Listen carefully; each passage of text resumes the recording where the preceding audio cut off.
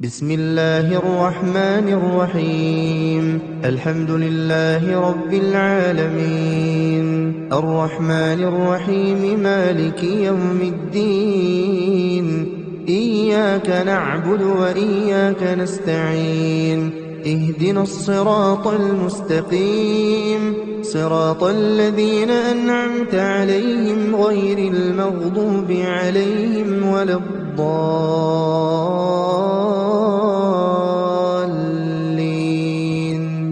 الله لا إله إلا هو الحي القيوم، لا تأخذه سنة ولا نوم، له ما في السماوات وما في الأرض. من ذا الذي يشفع عنده إلا بإذنه، يعلم ما بين أيديهم وما خلفهم، ولا يحيطون بشيء من علمه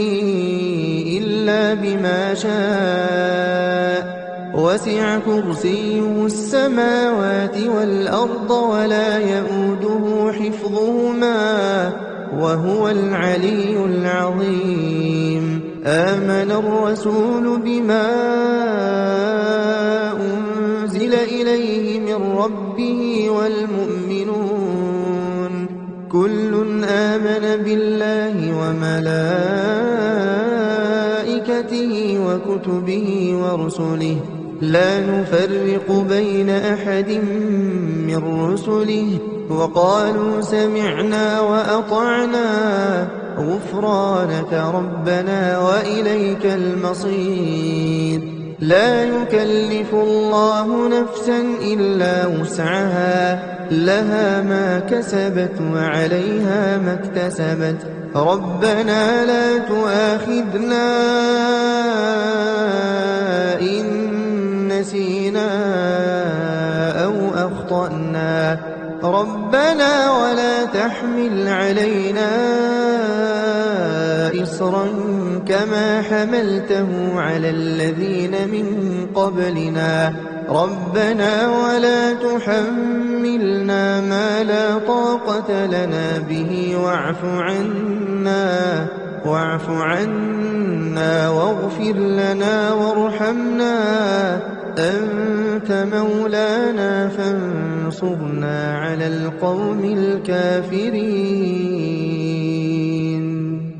بسم الله الرحمن الرحيم. قل هو الله أحد، الله الصمد، لم يلد ولم يولد ولم يكن له كفوا أحد. بسم الله الرحمن الرحيم. قل أعوذ برب الفلق، من شر ما خلق، ومن شر غاسق إذا وقب، ومن شر النفاثات في العقد، ومن شر حاسد إذا حسد. بسم الله الرحمن الرحيم. قل أعوذ برب الناس، ملك الناس، إله الناس، من شر الوسواس الخناس، الذي يوسوس في صدور الناس من الجنة والناس. بسم الله الرحمن الرحيم. الرحمن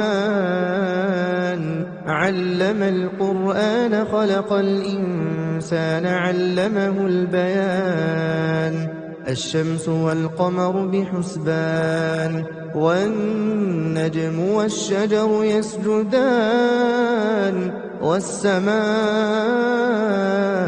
رفعها ووضع الميزان، ألا تطغوا في الميزان، وأقيموا الوزن بالقسط ولا تخسروا الميزان. والأرض وضعها للأنام، فيها فاكهة والنخل ذات الأكمام، والحب ذو العصف والريحان فبأي آلاء ربكما تكذبان خلق الإنسان من صلصال كالفخار وخلق الجان من مارج من نار فبأي آلاء ربكما تكذبان رب المشرقين ورب المغربين فبأي آلاء ربكما تكذبان مرج البحرين يلتقيان بينهما برزخ لا يبغيان فبأي آلاء ربكما تكذبان يخرج منهما اللؤلؤ والمرجان فبأي آلاء ربكما تكذبان وله الجوار المنشآت في البحر كالأعلام فبأي آلاء ربكما تكذبان كل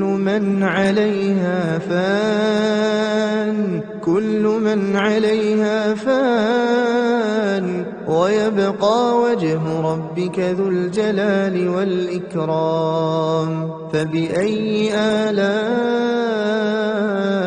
ربكما تكذبان يسأله من في السماوات والأرض كل يوم هو في شأن فبأي آلاء ربكما تكذبان سنفرغ لكم أيها الثقلان فبأي آلاء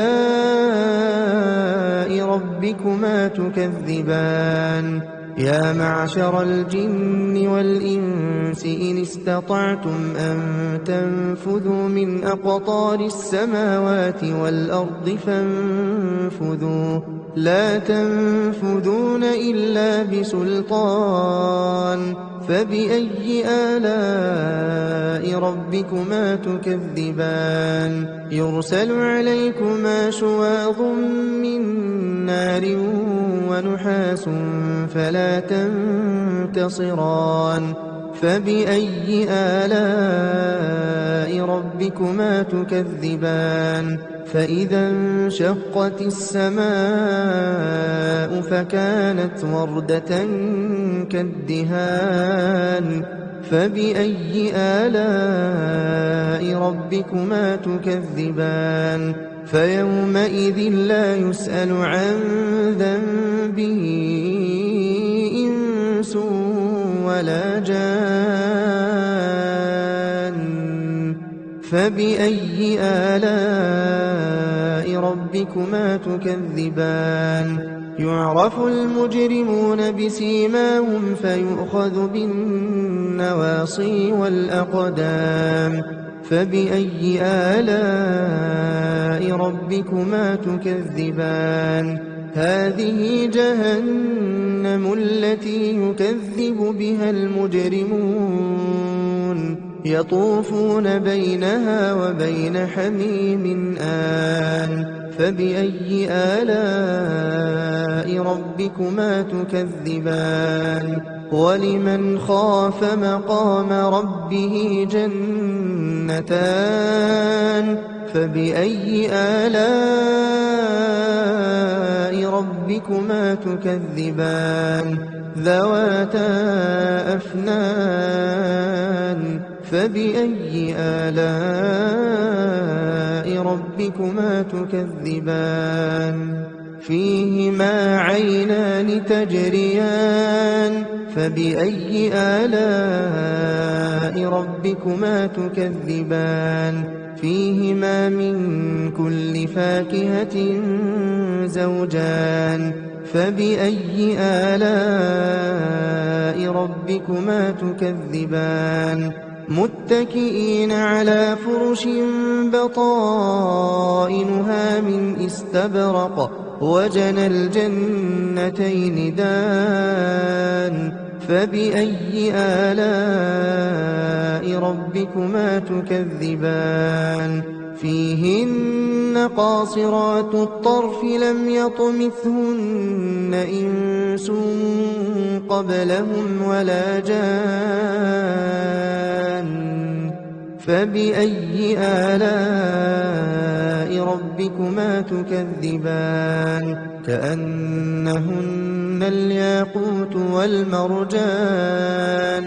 فبأي آلاء ربكما تكذبان هل جزاء الإحسان إلا الإحسان فبأي آلاء ربكما تكذبان ومن دونهما جنتان فبأي آلاء ربكما تكذبان مدهامتان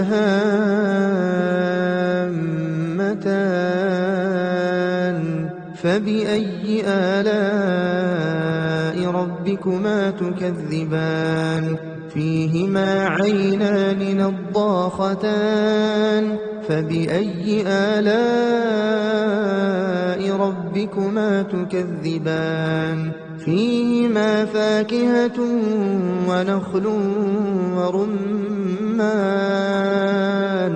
فبأي آلاء ربكما تكذبان فيهن خيرات حسان فبأي آلاء ربكما تكذبان حور مقصورات في الخيام فبأي آلاء ربكما تكذبان لم يطمثهن إنس قبلهم ولا جان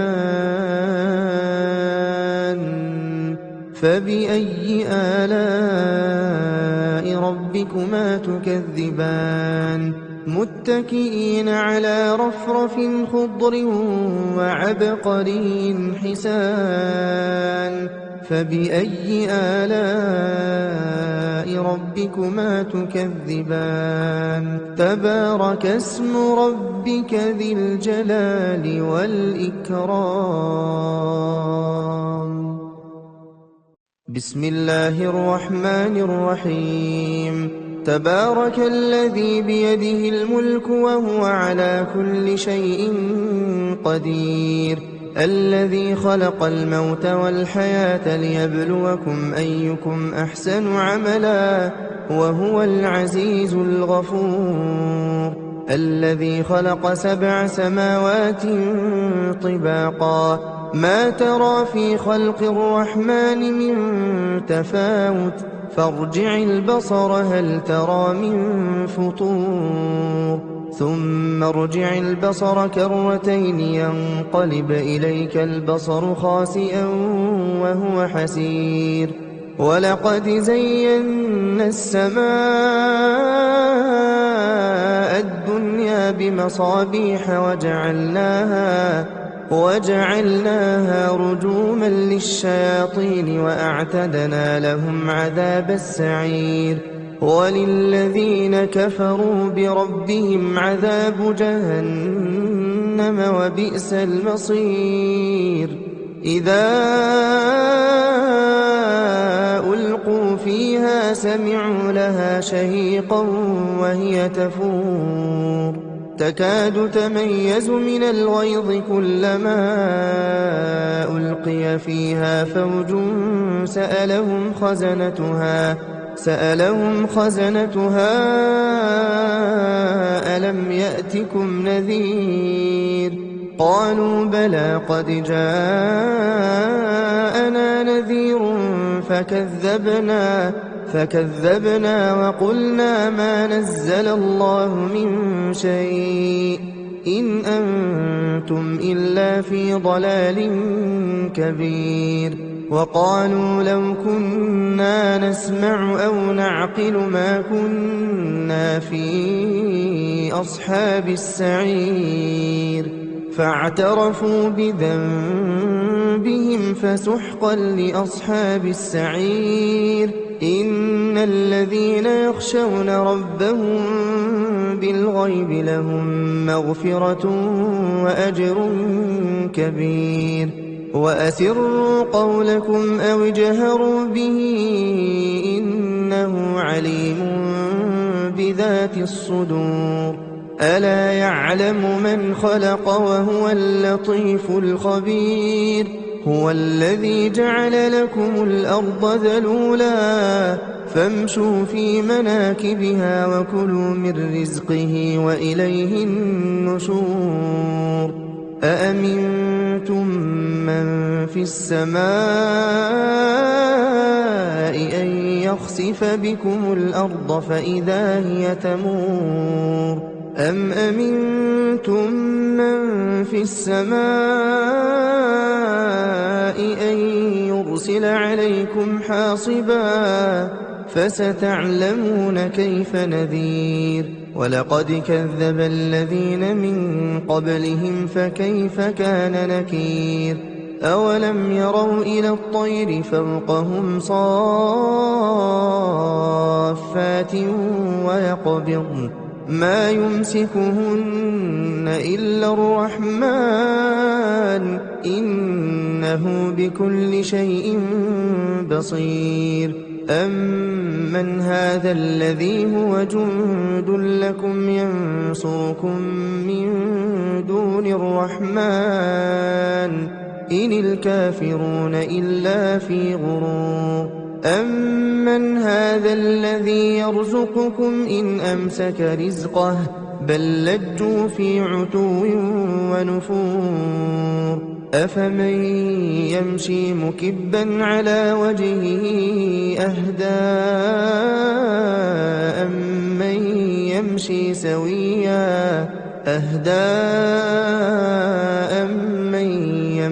سويا على صراط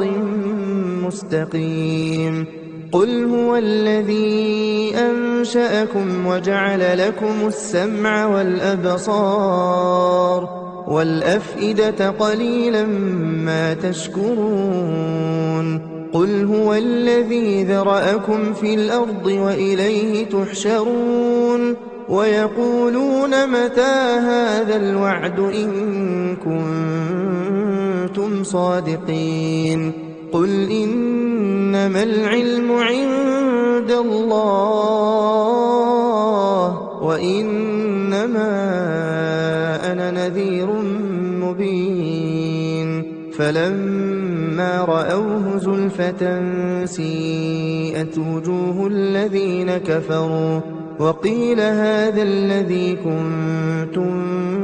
به تدعون قل أرأيتم إن أهلكني الله ومن معي أو رحمنا فمن يجير الكافرين من عذاب أليم قل هو الرحمن آمنا به وعليه توكلنا فستعلمون من هو في ضلال مبين قل أرأيتم إن أصبح ماؤكم غورا فمن يأتيكم بماء معين بسم الله الرحمن الرحيم إذا وقعت الواقعة ليس لوقعتها كاذبة خافضة رافعة إذا رجت الأرض رجا وبست الجبال بسا فكانت هباء منبثا وكنتم أزواجا ثلاثة فأصحاب الميمنة ما أصحاب الميمنة وأصحاب المشأمة ما أصحاب المشأمة والسابقون السابقون أولئك المقربون في جنات النعيم ثلة من الأولين وقليل من الآخرين على سرر موضونة متكئين عليها متقابلين يطوف عليهم ولدان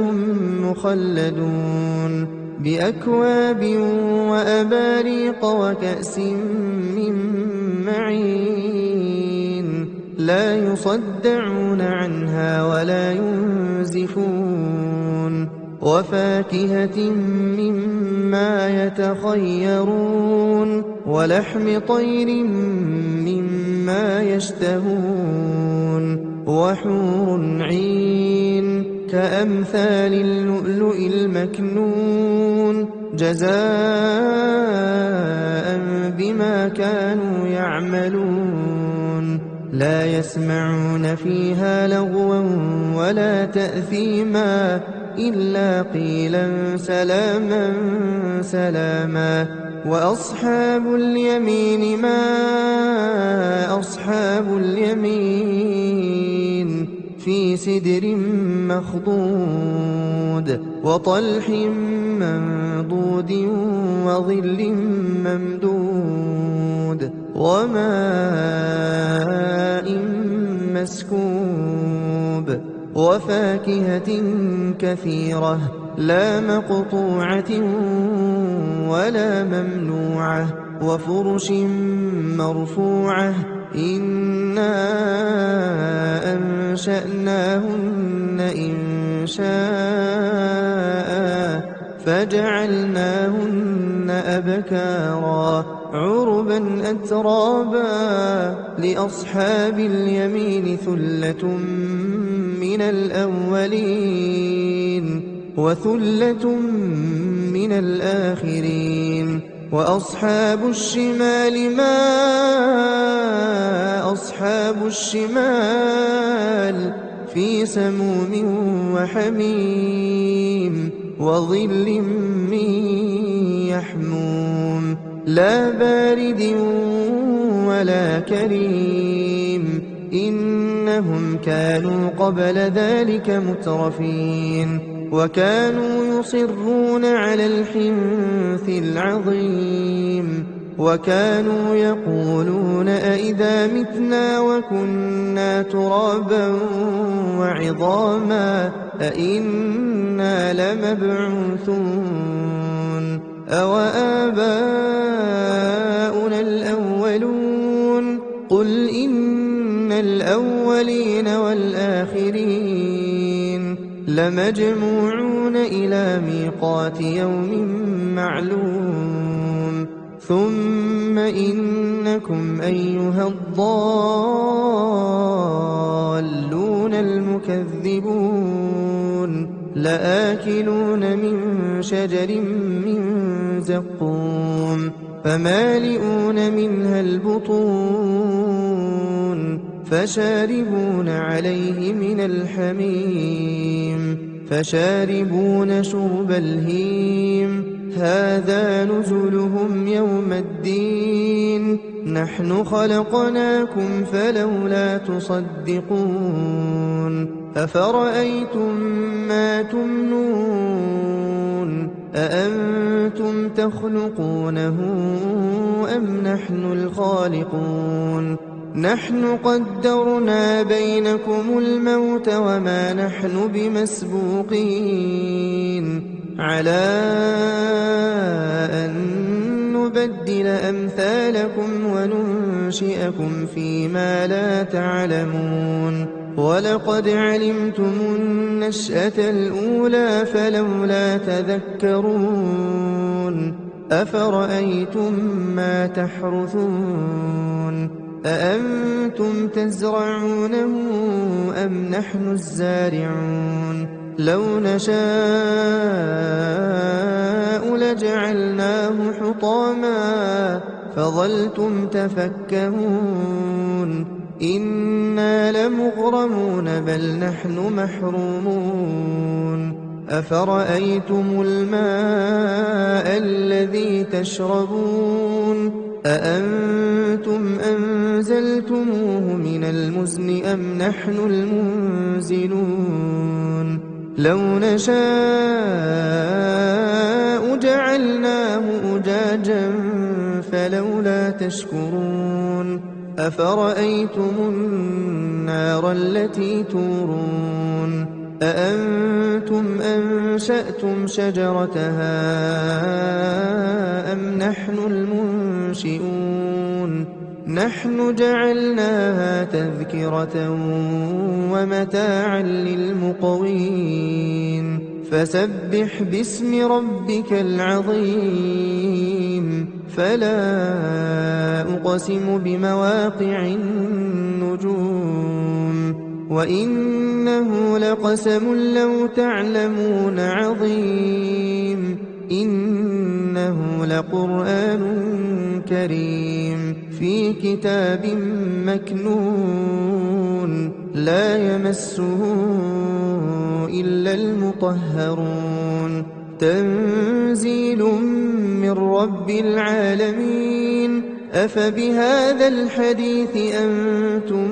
مدهنون وتجعلون رزقكم أنكم تكذبون فلولا إذا بلغت الحلقوم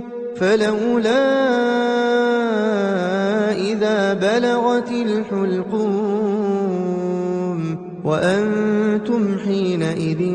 تنظرون ونحن أقرب إليه منكم ولكن لا تبصرون فلولا إن كنتم غير مدينين ترجعونها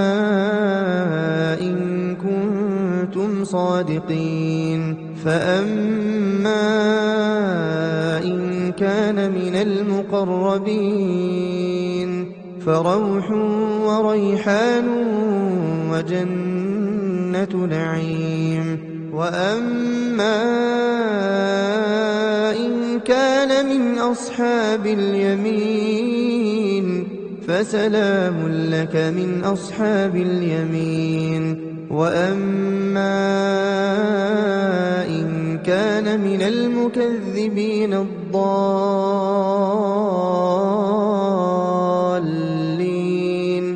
فنزل من حميم وتصلية جحيم إن هذا لهو حق اليقين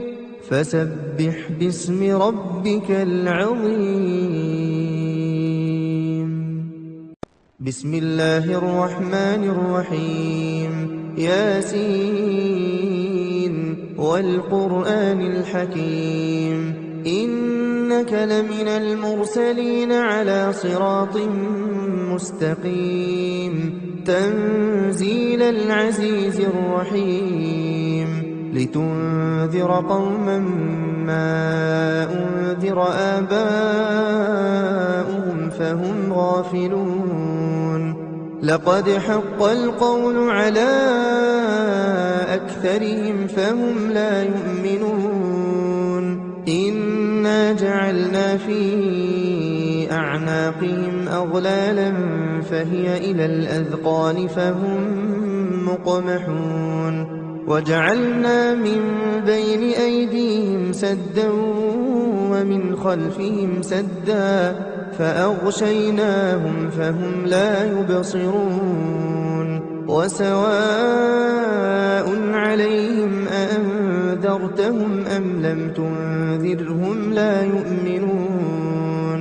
إنما تنذر من اتبع الذكر وخشي الرحمن بالغيب فبشره بمغفرة وأجر كريم إنا نحن نحيي الموتى ونكتب ما قدموا وآثارهم وكل شيء أحصيناه في إمام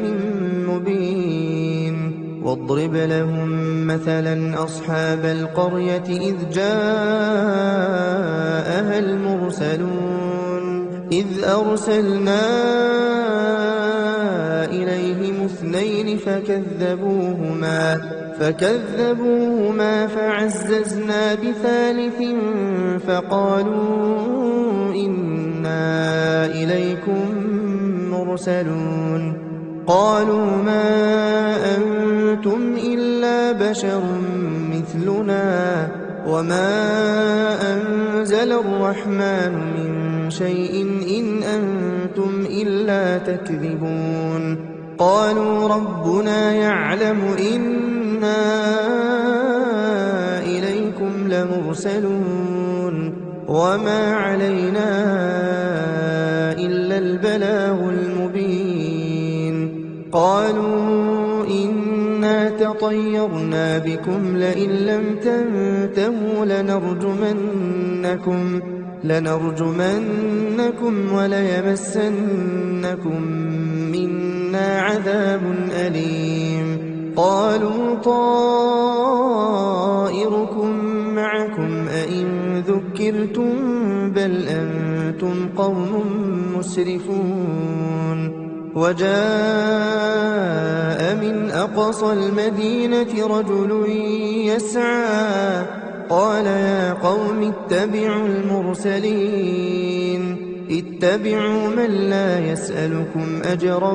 وهم مهتدون وما لي لا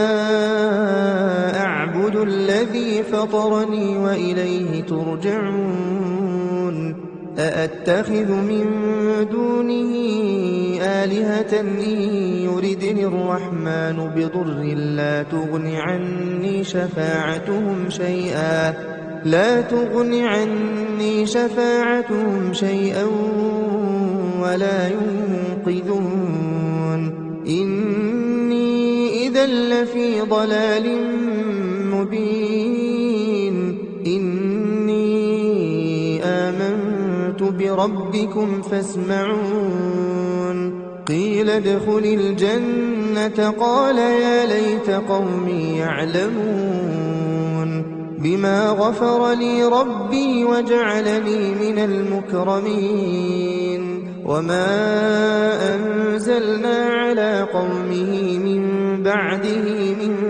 جند من السماء وما كنا منزلين إن كانت إلا صيحة واحدة فإذا هم خامدون يا حسرة على العباد ما يأتيهم من رسول إلا كانوا به يستهزئون ألم يروا كم أهلكنا قبلهم من القرون أنهم إليهم لا يرجعون وإن كل لما جميع لدينا محضرون وآية لهم الأرض الميتة أحييناها وأخرجنا منها حبا فمنه يأكلون وجعلنا فيها جنات من نخيل وأعناب وفجرنا فيها من العيون ليأكلوا من ثمره وما عملته أيديهم أفلا يشكرون سبحان الذي خلق الأزواج كلها مما تنبت الأرض ومن أنفسهم ومما لا يعلمون وآية لهم الليل نسلخ منه النهار فإذا هم مظلمون والشمس تجري لمستقر لها ذلك تقدير العزيز العليم والقمر قدرناه منازل حتى عاد كالعرجون القديم لا الشمس ينبغي لها أن تدرك القمر ولا الليل سابق النهار وكل في فلك يسبحون وآية لهم أنا حملنا ذريتهم في الفلك المشحون وخلقنا لهم من مثله ما يركبون وإن نشأ نغرقهم فلا صريخ لهم ولا هم ينقذون إلا رحمة منا ومتاعا إلى حين وإذا قيل لهم اتقوا ما بين أيديكم وما خلفكم لعلكم ترحمون وما تأتيهم من آية من آيات ربهم إلا كانوا عنها معرضين وإذا قيل لهم أنفقوا مما رزقكم الله قال الذين كفروا للذين آمنوا أنطعم من لو يشاء الله أطعمه إن أنتم إلا في ضلال مبين ويقولون متى هذا الوعد إن كنتم صادقين ما ينظرون إلا صيحة واحدة تأخذهم وهم يخصمون فلا يستطيعون توصية ولا إلى أهلهم يرجعون ونفخ في الصور فإذا هم من الأجداث إلى ربهم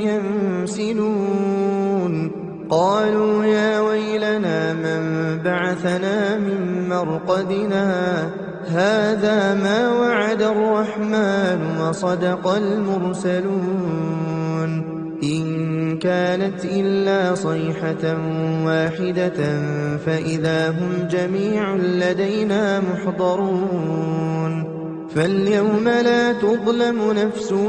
شيئا ولا تجزون إلا ما كنتم تعملون إن أصحاب الجنة اليوم في شغل فاكهون هم وأزواجهم في ظلال على الأرائك متكئون لهم فيها فاكهة ولهم ما يدعون سلام قولا من رب رحيم وامتازوا اليوم أيها المجرمون ألم أعهد إليكم يا بني آدم ألا تعبدوا الشيطان إنه لكم عدو مبين وأن اعبدوني هذا صراط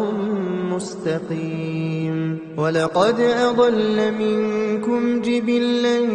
كثيرا أفلم تكونوا تعقلون هذه جهنم التي كنتم توعدون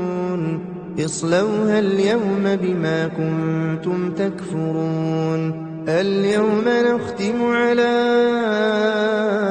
أفواههم وتكلمنا أيديهم وتشهد أرجلهم بما كانوا يكسبون ولو نشاء لطمسنا على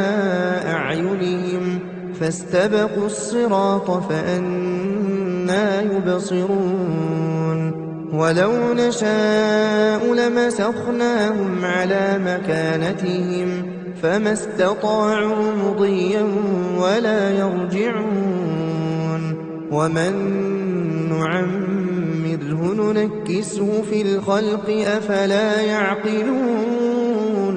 وما علمناه الشعر وما ينبغي له إن هو إلا ذكر وقرآن مبين لينذر من كان حيا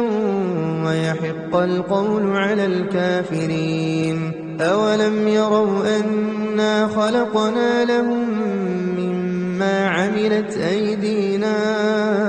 أنعاما فهم لها مالكون وذللناها لهم فمنها ركوبهم ومنها يأكلون ولهم فيها منافع ومشارب أفلا يشكرون واتخذوا من دون الله آلهة لعلهم ينصرون لا يستطيعون نصرهم وهم لهم جند محضرون فلا يحزنك قولهم إنا نعلم ما يسرون وما يعلنون أولم ير الإنسان أنا خلقناه من نطفة فإذا هو خصيم مبين وضرب لنا مثلا ونسي خلقه قال من يحيي العظام وهي رميم قل يحييها الذي أنشأها أول مرة وهو بكل خلق عليم الذي جعل لكم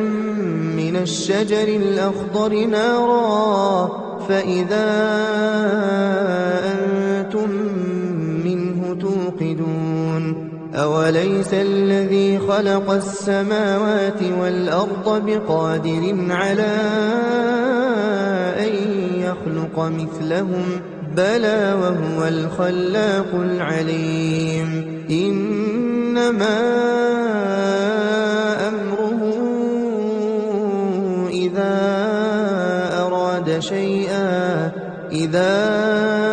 أراد شيئا أن